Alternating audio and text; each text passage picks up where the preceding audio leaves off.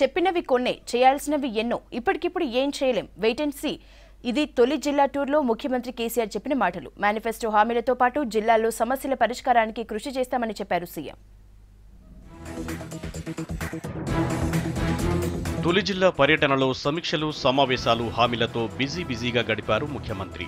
రాష్ట్రంలో రానున్న 4 ఏళ్లలో తాగునీటి సమస్య లేకుండా చేస్తామని చెప్పారు. త్వరలో వాటర్ గ్రిడ్ ఏర్పాటు చేస్తామని ప్రకటించారు. 25,000 కోట్ల రూపాయలతో త్వరలో పథకానికి శంకుస్థాపన చేస్తామని చెప్పారు. త్వరలోనే Telangana water grid, drinking water grid అనేది ఏర్పాటు చేయబోతున్నాం. ఒక 25 నుంచి 30,000 కోట్ల రూపాయలతో ఇది ఒక బృహత్ ప్రాజెక్ట్. దీన్ని ఈరోజు కరీంనగర్లో నాకు సెంటిమెంట్ కాబట్టి ఇక్కడ అనౌన్స్ చేస్తున్నాను నేను ఈరోజు. ఈ ప్రాజెక్టు ఒక ఛాలెంజింగ్ టాస్క్. ఇది రాబోయే 4 సంవత్సరాల తర్వాత తెలంగాణ రాష్ట్రంలో ఏ మారుమూల పల్లెలో కూడా మంచినీటి కొరత ఉండదు. ఇక 3 ఏళ్ల వరకు కరెంటు కష్టాలు తప్పవన్నారు ముఖ్యమంత్రి. ఆ తర్వాత 24 గంటల కరెంటు సప్లై చేస్తామని హామీ ఇచ్చారు. ప్రస్తుత విద్యుత్ కోతలను తగ్గించేందుకు కృషి చేస్తామని చెప్పిన కేసీఆర్, ఏపీ సర్కార్ కుట్రతో మరిన్ని ఇబ్బందులు వస్తున్నాయని ఆరోపించారు. కరెంటు కోతలు అనేవి తప్పవు బ్రదర్, దానికి సిగ్గుపడే ఆస్కారం లేదు. నేను ఎన్నికల సభలలోనే చాలా స్పష్టంగా చెప్పిన ప్రజలకు, 3 సంవత్సరాల వరకు ఏమి చేయగలిగిన పరిస్థితి లేదు. ఎవరు కూడా ఏం చేయలేరు. హెల్ప్లెస్ కండిషన్లో ఉన్నాం. నెక్స్ట్ ఇయర్కి కొంత బాగుపడతాం. మనం వచ్చే సంవత్సరానికి కొద్దిగా మెరుగుపడే ఆస్కారం ఉంది. కాబట్టి 3rd ఇయర్ కంప్లీట్ అయిన తర్వాత నేను ప్రజలకు ఏ మాట అయితే ఇచ్చిందో 24 అవర్స్ పవర్ సప్లై చేస్తామని. అటు రైతు రుణమాఫీపై ఎలాంటి అనుమానాలు అవసరం లేదన్నారు సీఎం. త్వరలో రుణమాఫీ అమలవుతుందని చెప్పారు. విపక్షాలు దీనిపై అనవసర విమర్శలు చేస్తున్నాయని మండిపడ్డారు సీఎం. రుణాల మాఫీ గురించి కూడా ఇప్పటికి కొంతమంది ప్రతిపక్ష పార్టీల వాళ్ళకి తెలుసు కానీ పాపం అమాయకత్వం నటిస్తూ అదేదో అయితే లేదన్నట్టుగా మాట్లాడుతున్నారు. 100% అది అయిపోయింది. క్యాబినెట్ డెసిషన్ ఇచ్చేసింది.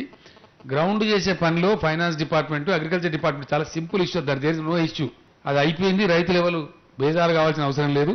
చిల్లర మల్లర విమర్శలు చేస్తే వాళ్ళని పట్టించుకునే అక్కర్లేదు. 19న రాష్ట్ర వ్యాప్తంగా జరిగే సమగ్ర సర్వేకు అందరూ సహకరించాలని కోరారు సీఎం. 4 లక్షల మందితో సర్వే కొనసాగుతుందని చెప్పారు. తమ దగ్గరకు వచ్చే అధికారులకు ప్రజలు పూర్తి వివరాలు ఇవ్వాలని సూచించారు. ఎవరి ఇంట్లో వాళ్ళు ఉండవలసిందే. నేను కూడా నా ఇంట్లోనే ఉంటున్నా యాజ్ చీఫ్ మినిస్టర్గా. నా పేరు కూడా రాయించుకుంటున్నా. దయచేసి మీరు ఆలోచన చేయాలి. అంటే అసాంఘిక శక్తుల ఆటలు కట్టానంటే కూడా ఈ గణన అవసరం.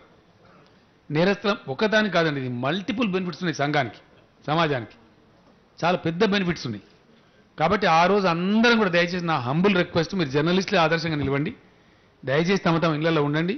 మేము ఉంటున్నామని కూడా మీరు ప్రచారం చేయండి. అందరూ ఉంటారు దయచేసి.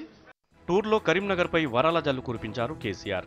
బృందావన్ గార్డెన్స్ తరహాలో పార్కు ఏర్పాటు చేస్తామని హామీ ఇచ్చారు.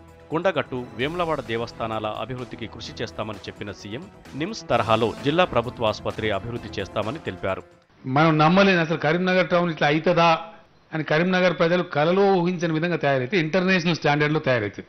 దీనికి ఒక అద్భుతమైనటువంటి రింగ్ రోడ్డు, అద్భుతమైనటువంటి 4 లైన్ రోడ్స్, అవసరమైతే కొంత బిల్డింగ్ పడగొట్టైనా సరే, ల్యాండ్ అక్వైర్ చేసైనా సరే టౌన్లో.